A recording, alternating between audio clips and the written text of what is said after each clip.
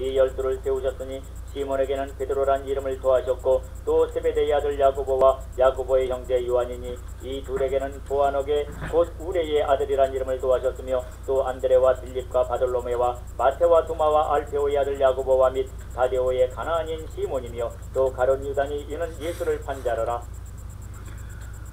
오늘 예수님의 12 제자들의 최후를 종합해서 말씀을 나누고자 합니다. 오늘 이곳에 오신 여러분에게 드리는 귀한 선물이 있습니다. 십자가와 주님의 말씀을 선물로 드리겠습니다. 특히 여기에 평화를 상징하는 비둘기는 십자가의 고난과 죽음이 있어도 영원한 평안을 살아 역사하시는 하나님이 예비해 놓으셨다는 것을 생각하면서 드리는 귀한 선물입니다. 예수님은 말씀하십니다. 아무쪼록 나를 따라 오려거든 자기를 부인하고 자기 십자가를 지고 나를 쫓을 것이니라. 마가복음 8장 34절의 말씀입니다. 예수님의 12 제자를 조명하면서 오늘은 마지막 결론으로 예수님의 제자들이 어떻게 그 생을 마치었는가를 보아 왔던 것을 모두 한 곳에서 종합 정리해 보고자 합니다.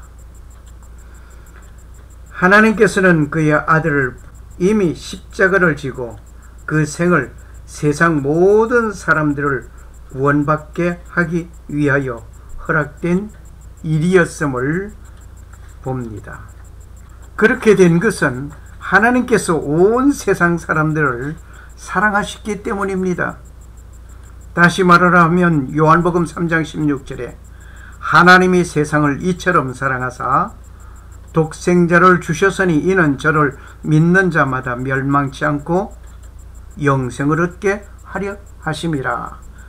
모든 사람들이 영생 얻게 하기 위해서, 멸망받지 않게 하기 위해서 예수님께서 오셔서 십자가를 지셔야 했던 것입니다. 예수님께서는 인류를 구속하시기 위하여 십자가를 지실 것이었습니다. 이것은 아버지의 영광된 그 나라를 두고 험악한 이 땅에 오셨습니다. 그리고 주를 따르는 자도 자기 십자가를 지고 따라오라고 하셨습니다. 이제 하늘 영광을 두고 이 땅으로 오신 예수님같이 그의 제자된 우리는 나를 부인하고 내 몫의 십자가를 지고 낮은 자리를 향하여 찾아가는 주님의 제자가 됩시다. 아담이 범죄하고 숨어 있을 때에 창조주 하나님께서 찾아오신 것 같이 나를 향하여 오해하고 죄를 짓고 숨어 있는 자를 향하여 찾아가는 일이 시작되어야 하겠습니다. 그렇게 주님을 향한 나의 삶이 나의 십자가를 지고 내가 지고 주를 따라가는 아름다운 삶이 되어야 하겠습니다. 예수님께서는 그 자신이 십자가에서 죽임을 당하시고 부활하시면서 본을 보여주셨습니다. 예수님의 재판석에서 풀려난 바라바가 있습니다. 바라바에 대한 이야기는 영화로 만들어져 있습니다. 바라바가 최후에 죽임을 당하면서 바라바가 갑니다는 말을 남기고 순교함을 봅니다. 본을 보여주신 예수님 그 모습을 보면서 그의 제자들은 한결같이 그렇게 따라갔습니다. 우리에게도 같은 본을 보여주신 예수님의 뒤를 따라가는 삶을 살아야 하겠습니다. 먼저 시몬 베드로를 조명해 봅니다. 예수님의 수제자였습니다. 베드로는 기본적으로 다혈질적인 성격이었고 자기를 드러내기 좋아했습니다. 하지만 그 중심에 변개함이 없고 열정적인 면이 있어서 예수님께서 가장 사랑하는 제자 중 한 사람이었음을 우리는 잘 알고 있습니다. 예수님을 사랑함이 지극해서 때로는 책망을 듣기도 하였습니다. 처음에는 영적인 믿음이 있던 것이 아니었기에 예수님을 부인하기도 하였습니다. 이후로 믿음이 변개하지 않고 말씀을 전하다가 십자가에 거꾸로 달려 순교하기까지 했습니다. 저희가 조반 먹은 후에 예수께서 시몬 베드로에게 이르시되 요한의 아들 시몬아, 네가 이 사람들보다 나를 더 사랑하느냐 하시니 가로되 주여 그러하리이다. 내가 주를 사랑하는 줄 주께서 아시나이다. 가라사대 내 어린 양을 먹이라 하시고 또 두 번째 가라사대 요한의 아들 시몬아, 네가 나를 사랑하느냐 하시니 가로되 주여 그러하리이다. 내가 주를 사랑하는 줄 주께서 아시나이다.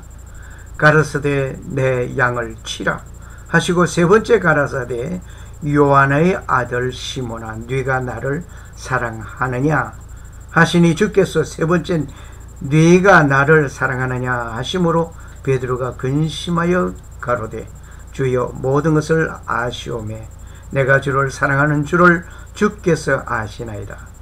예수께서 가라사대 내 양을 먹이라.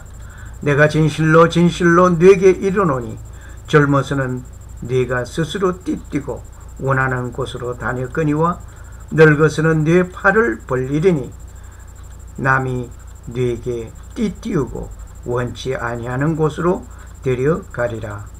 이 말씀을 하시면 베드로가 어떠한 죽음을 가질 것인가 라는 것을, 하나님께 영광을 돌릴 것이라는 것을 가리켜 말씀하심이었습니다. 베드로에게 이르되 나를 따르라 하시니, 오늘 성만찬에서 12 제자들이 모여서 주를 파는 자가 누굽니까? 라고 묻기도 하고 또 떡을 나누고 잔을 나누는 이 모습 속에 주님은 제자들의 마지막 최후의 만찬석에서 그의 심정을 털어놓기도 했습니다. 코바디스 도미노, 주여 어디로 가시나이까? 우리는 코바디스 영화를 통해서 베드로의 최후의 마지막을 우리는 보기도 했습니다. 그는 로마에서 체포되어 십자가에 거꾸로 달려 순교하였던 것을 우리는 문헌을 통하여 잘 알고 있습니다. 두 번째, 안드레에 관하여서 우리는 생각해 보고자 합니다. 베드로의 동생으로 알려져 있습니다.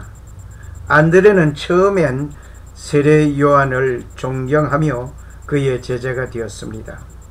그러나 세례 요한을 존경하며 그의 제자가 되었던 그 안드레는 세례 요한이 세례 받으려 오신 예수님을 보고 하나님의 어린 양이라고 하자 가장 먼저 예수님의 뒤를 따르는 사람이 된 것을 우리는 잘 알고 있습니다. 안드레는 어부 베드로를 예수님께 인도한 사람이었습니다. 그는 그리스에서 체포되어 X자형 십자가에 못 박혀 순교하였습니다. 세 번째로 세베대의 아들 야고보, 일명 큰 야고보라고 불리고 있습니다. 요한과 형제이며 예수님께서 가장 사랑하던 세 제자 중에 한 사람이었습니다. 사도행전에서 헤롯에 의해 순교한 야고보가 이 사람이라고 합니다. 그때에 헤롯 왕이 손을 들어 교회 중 몇 사람을 해하려 하여 요한의 형제 야고보를 칼로 죽이니. 사도행전 12장 1절 2절의 말씀. 참수형을 당하여 죽임을 당할 때 야고보의 성실함과 용감함을 보고 그 순교의 현장에서 한 관리인을 예수 그리스도를 믿는 일이 일어났다는 말이 있습니다. 그리고 예수님의 제자들 가운데 야고보는 첫 번째 순교한 인물이었습니다. 네 번째, 요한, 사랑하시는 제자였습니다. 예수님께서 사랑하시는 제자였습니다. 요한복음에 종종 나오는 사랑하시는 제자가 바로 이 요한입니다. 12제자 중에서 가장 어린 사람이었으며 예수님께 가장 사랑을 받는 사람이었습니다. 우리의 아들이라 할 정도로 다혈질적인 성격이지만 그 역시도 변화되면서 예수님의 제자가 사도가 되었습니다. 전승에 의하여 보면 끓는 기름가마에 던져 넣었지만 살아 있었습니다. 결국 밤모섬에 유배되어 말년에 요한계시록을 쓰게 되었습니다. 그리고 사망하였습니다. 예수님의 12제자 가운데 자연사 한 분이었습니다. 다섯 번째, 빌립. 갈릴리 벳세다 사람으로 알려져 있습니다. 나다나엘을 예수님께 인도한 사람입니다. 계산적인 사람이었습니다. 그리고 완벽주의자입니다. 최후에 나무 기둥에 거꾸로 매달려 순교한 자입니다. 터키 동남부에 위치한 유명한 온천지대 히에라볼리에는 두 유명한 교회가 있는데 하나는 계시록에 기록된 소아시아 7교회 중에 차지도 덥지도 않는 미지근한 교회로 책망받은 라오디게아 교회가 있습니다. 그리고 순교자 빌립의 기념교회가 있습니다. 라오디게아 교회에서 1km 거리의 산꼭대기에 빌립의 순교를 기념하는 교회가 있습니다. 기독교 역사가인 유세비우스는 그의 교회사에서 에베소 교회 감독 폴리갑의 글을 인용하여 봅니다. 빌립이 지금의 이란 지방인 수리아에서 복음을 전하다가 지금은 터키 지방인 프리지아에 돌아와 히라폴리스에서 여러 기사를 행하여 복음을 전하다가 AD 54년경 순교하였다고 합니다. 그의 시신은 히라폴리스에 매장되어 있다고 전하여지고 있습니다. 그는 죽음에 앞서 자신의 시신을 예수님처럼 세마포로 싸지 말고 파피루스로 싸라고 유언했다는데 주님과 동일한 취급을 받을 수 없다는 겸손함을 표현한 것이었습니다. 여섯 번째, 나다나엘 바돌로메. 빌립의 전도로 예수님의 제자가 된 사람이었습니다. 바돌로메, 돌로메의 아들이란 뜻입니다. 알려져 있는 나다나엘, 하나님의 선물이란 뜻입니다. 묵묵히 하나님의 일에 헌신한 예수님의 제자입니다. 가나 마을 출신 나다나엘은 절친한 친구 빌립과 함께 하나님의 말씀을 깊이 연구하며 메시아의 도래를 열망하고 있었습니다. 무화과나무 아래서 진리의 말씀을 묵상하고 기도하며 신앙을 키워가던 나다나엘은 어느 날 빌립으로부터 나사렛 예수의 얘기를 듣게 되었던 것입니다. 그러나 자신이 만난 예수가 메시아라는 빌립의 말을 나다나엘은 믿을 수가 없었습니다. 그럼에도 불구하고 와 보라는 빌립의 강력한 권유에 나다나엘은 선뜻 따라 나섰습니다. 빌립의 인도로 예수님과 대면하는 순간 나다나엘은 모든 의혹이 사라지게 된 것입니다. 생명부지의 사람과의 첫 대면이었음에도 불구하고 한눈에 자신의 중심을 꿰뚫어보는 칭찬하시는 예수님 앞에 나다나엘은 놀라움을 금할 수 없었습니다.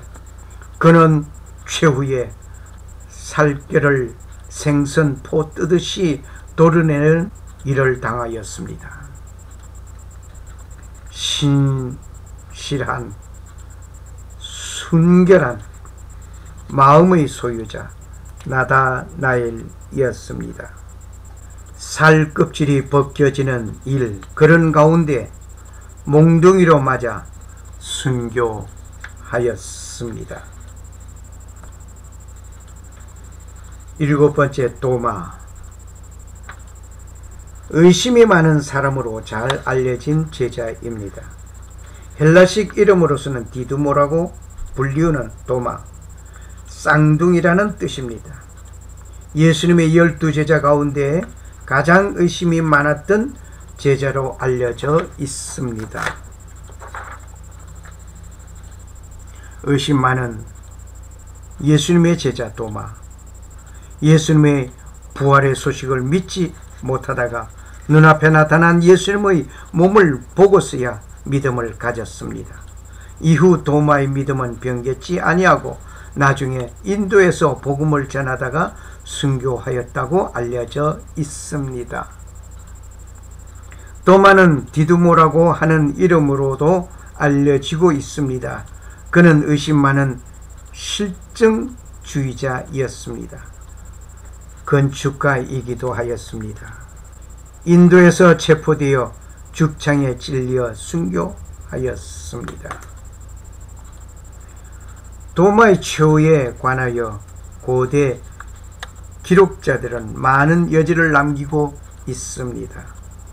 즉 갈가미니와 인도의 동쪽 도시에서 태양신을 섬기는 이교도의 가정스러운 우상을 섬기던 이단들에게 들어가 하나님의 권능으로 그 악한 자들을 스스로 그 우상을 무너뜨리게 하였습니다. 이에 그 우상을 섬기던 제사장이 그를 왕 앞에 고소하자 왕은 그에게 형을 내리고 불에 달군 팬 위에 고문을 가하였습니다. 펄펄 끓는 가마에 그를 던져 넣어버렸습니다. 하지만 우상을 섬기던 제사장들은 가마 앞에 서서 불이 그를 해하지 않는 것을 보자 참으로 그의 허리를 찔러 넘겨뜨렸습니다. 그러나 그는 죽음을 불사하며 고백한 주 예수 그리스도의 이름을 끝까지 붙잡았습니다. 그의 몸은 가마에서 던져내어 그 자리에서 죽어 장사 지냈습니다. 여기의 그림은 도마가 동굴 속에서 기도하던 곳이라고 알려져 있습니다. 8번째, 마태. 세리 출신으로서 마태복음을 기록하였던 사람, 예수님의 제자입니다. 마태, 히브리어로서 그리스어로서 우리는 그 마테오라고 불리고 있습니다. 또는 마태는 사도였습니다. 마태는 예수 그리스도의 12제자 가운데 한 사람임을 우리는 잘 알고 있습니다. 전통적으로 기독교에서는 마태복음서를 쓴 저자로 알고 있습니다. 기독교의 성인 로마 가톨릭에서 지정한 축일은 9월 21일이며 동방정교에서 지정한 축일은 11월 16일입니다. 성공회에서도 종교개혁 이전의 신앙 전통을 존중하여 마태를 수호성으로 기념하고 있습니다. 전승에 따르면 마태는 유대를 순회하며 전도하다가 동방으로 갔습니다. 로마 순교록에서 그가 에티오피아에서 순교하였다고 기록되어 있습니다. 그러나 다른 전승에 의하면 페르시아 지역에서 순교하였다고 합니다. 그의 유해는 처음에는 에티오피아에서부터 페르투모로 다시 10세기의 이탈리아의 살레르노에 옮겨져 있습니다. 아홉 번째, 알페오의 아들 야고보, 작은 야고보라고도 불리고 있습니다. 알페오의 아들 야고보, 그는 사도이었습니다. 특히 예수 그리스도의 12제자 가운데 한 사람이었습니다. 야고보라는 이름은 발꿈치를 잡다는 뜻입니다. 또 다른 사도 제베데의 아들 야고보와 동명이인이라 혼돈을 피하기 위하여 작은 야고보라고 불리고 있습니다. 야고보의 행적을 보면 야고보는 알페오와 마리아 사이에 태어난 아들이며 예수의 12제자 중 한 명이었다는 것은 우리는 잘 알고 있습니다. 신약 성서에서는 그에 관한 언급이 별로 없습니다. 전승에 의하면 그는 어려서부터 신앙심이 두터워 엄격하고 경건한 수양 생활을 했기 때문에 고기와 술을 일절 입에 대지 아니하였으며 외모를 가꾸지 않았고 긴 겉옷과 망토만 몸에 걸치고 맨발로 돌아다녔다고 합니다. 오랜 기도 생활로 그의 무릎은 낙타의 발바닥처럼 되었다고 합니다. 또한 유대인으로서 율법도 하루도 거르지 않고 잘 준수하였다고 합니다. 야고보는 그리스도인에게 수많은 서한을 작성하기로 하였는데 그 중에 하나가 신약 성서에서 야고보 서간이라는 이름으로 전해지고 있습니다. 한편 베드로가 자신이 기적적으로 감옥을 빠져나온 사실을 일러주려고 이런 사람이 바로 이 야고보이었음을 우리는 알고 있습니다. 바울이 기독교로 개종한 다음 처음으로 접촉한 사람도 역시 야고보이었습니다. 야고보의 그 최후를 우리는 봅니다. 전승에 따르면 야고보는 그를 시기하고 경계하던 바리새파에 의해 순교했다고 전해지고 있습니다. 바리새파는 부활절날 야고보를 강제로 끌어내어 예루살렘 성전에 끌고 각종 감언 이슬을 늘어놓으며 배교할 것을 강요하였습니다. 그러나 야고보가 끝까지 배교를 거부하며 버티자 화가 난 바리새인 그들은 즉시 그를 성전 꼭대기에서 떠밀어 떨어뜨린 다음 일제히 돌로 쳤기 때문에 야고보는 그 자리에서 순교하였다고 합니다. 10번째, 다데오에 대해서 봅니다. 유다서의 저자로서 다데오 외에 유다라는 이름으로도 알려져 있습니다. 이름의 뜻은 칭찬함입니다. 그리고 다데오라는 이름의 뜻은 마음이 크고 넓다는 뜻입니다. 12제자 중 한 사람이며 야고보의 형제입니다. 유다라고도 부릅니다. 유다서를 기록한 저자입니다. 최후의 만찬 속 당시 유다 다데오는 예수님을 향해서 주님께서 왜 세상에는 나타내 보이지 않으시고 저희에게만 나타내 보이시려고 하십니까? 라고 물어보기도 하였습니다. 이때 예수님께서 대답하셨습니다. 사람이 나를 사랑하면 내 말을 지키리니 내 아버지께서 저를 사랑하실 터이요 우리가 저에게 와서 거처를 저와 함께 하리라. 나를 사랑하지 아니하는 자는 내 말을 지키지 아니하나니 너희의 듣는 말은 내 말이 아니요 나를 보내신 아버지의 말씀이니라.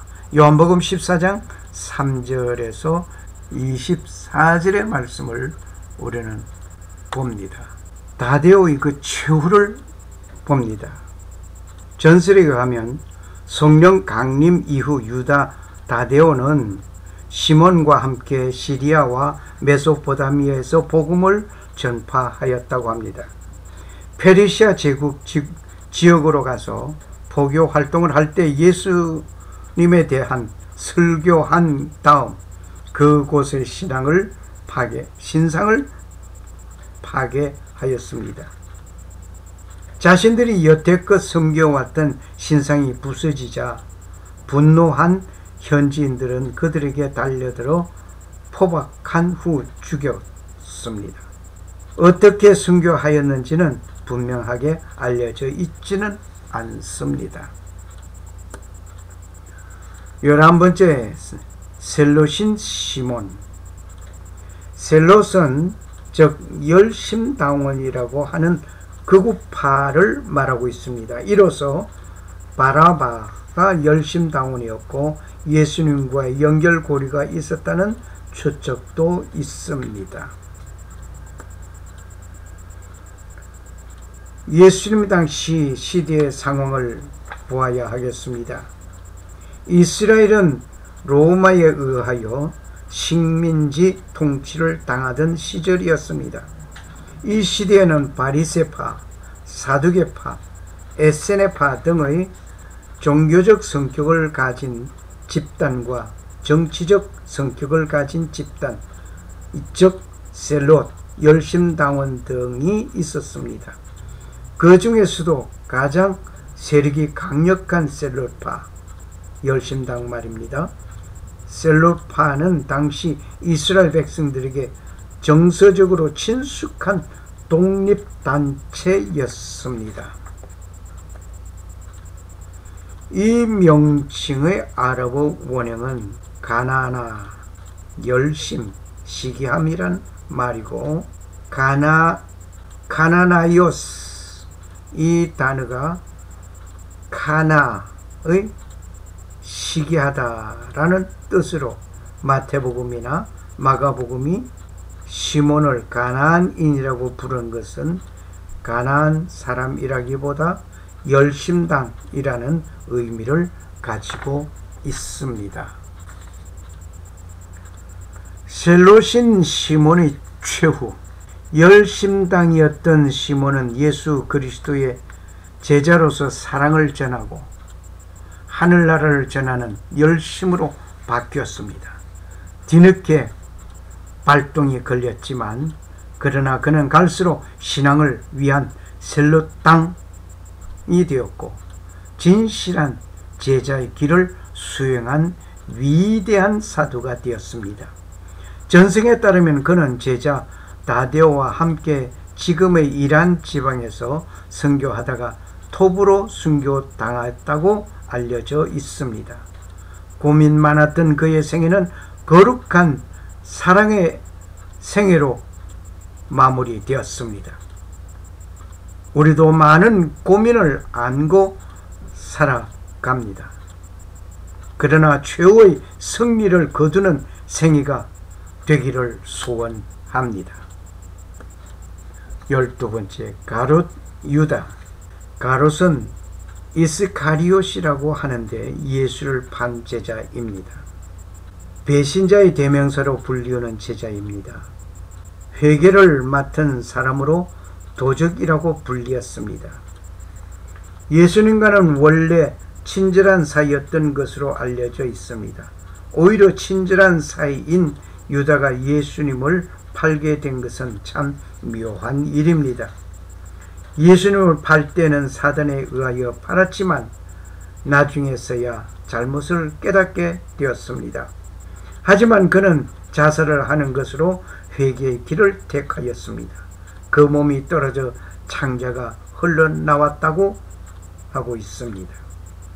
잘못된 삶을 정리하고 새롭게 산다는 것은 쉬운 일이 아닙니다. 하지만 모든 것을 정리하고 자살을 선택하는 것은 10계명의 제6계명 살인하지 말라는 하나님의 말씀을 거역하는 범법자입니다.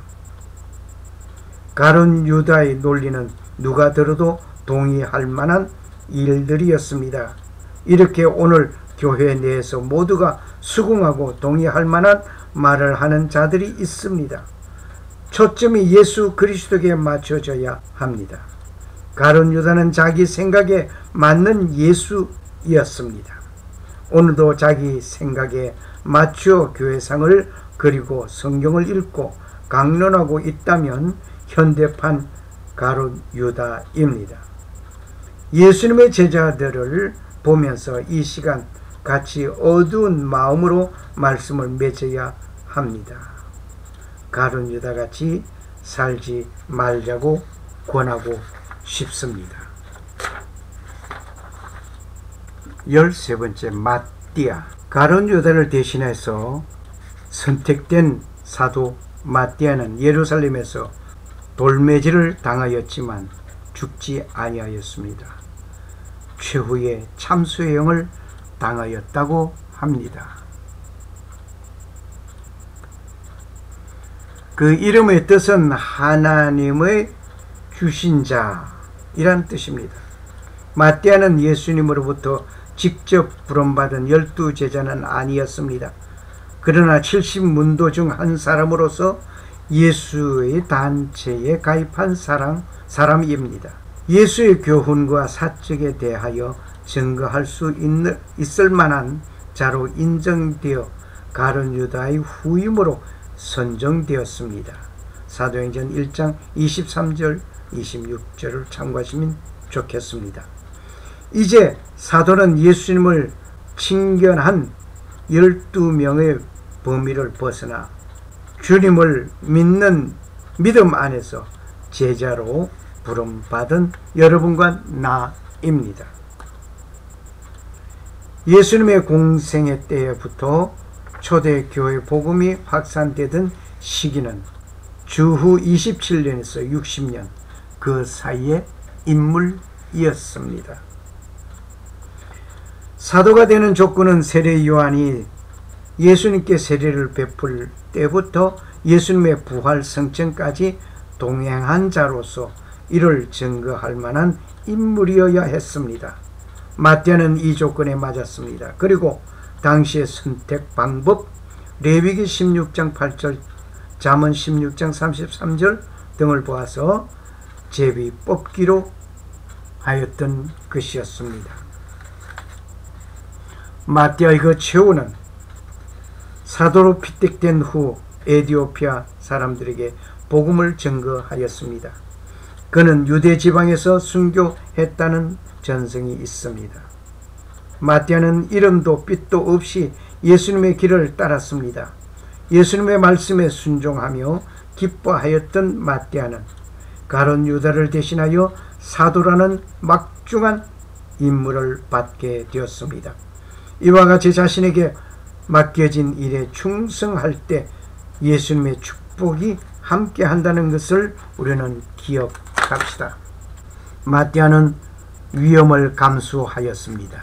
사도들은 제자들 중에서 존경을 받는 것도 사실이지만 당시 열악한 환경에서 핍박의 주요 대상이었고 군중들로부터 배척을 당하기도 하였습니다. 그러므로 사도라는 이름을 받는 것은 주님을 사랑하는 뜨거운 열정 가지고 핍박을 당하거나 생명의 위협이 있어도 감내할 각오가 없이는 안 되는 것입니다. 제자들이 핍박 때문에 사방으로 흩어졌을 때도 사도들은 예루살렘을 사수하였습니다. 주님의 정병으로서 세상의 험난한 파도를 헤쳐 나가야 하는 것은 하나님의 일을 하는 사람들에게 커다란 의무입니다. 우리는 항상 이 멍에를 질 각오를 해야 합니다. 바사바와 마띠아는 같이 뽑혔지만 한 사람은 하나님께 사도로 선택되었고 한 사람은 그렇지 못하였습니다. 그러나 그들 사이에는 어떤 갈등도 발견되지 않았습니다. 사도가 되었든지 되지 않았든지 간에 겸손한 마음으로 하나님의 뜻이 이루어지기만을 원했기 때문이었습니다. 아무런 문제가 생기지 않았습니다. 그리고 사도 바울은 예수 믿는 자를 잡아오게 가두고 죽이는 일에 가담하던 사울이었습니다. 그는 다메섹으로 피신한 크리스찬들을 잡아 가두기 위해서 가다가 주님의 부름을 받았습니다. 그리고 사도로서 그 사명을 다하는 중에 고문을 당하고 결국 67년에 로마 네로 황제에게 참수당했습니다. 마지막으로 말씀드립니다. 사도들이 어떻게 죽었는지 그것은 중요하지 않습니다. 진정 중요한 것은 사도들 모두가 그들의 믿음을 위해 기꺼이 죽으려 했다는 것입니다. 만약 예수님께서 부활하지 않으셨다면 제자들도 부활하지 않으셨다는 것을 알았을 것입니다. 그 짓을 위해 기꺼이 죽는 자는 없을 것입니다.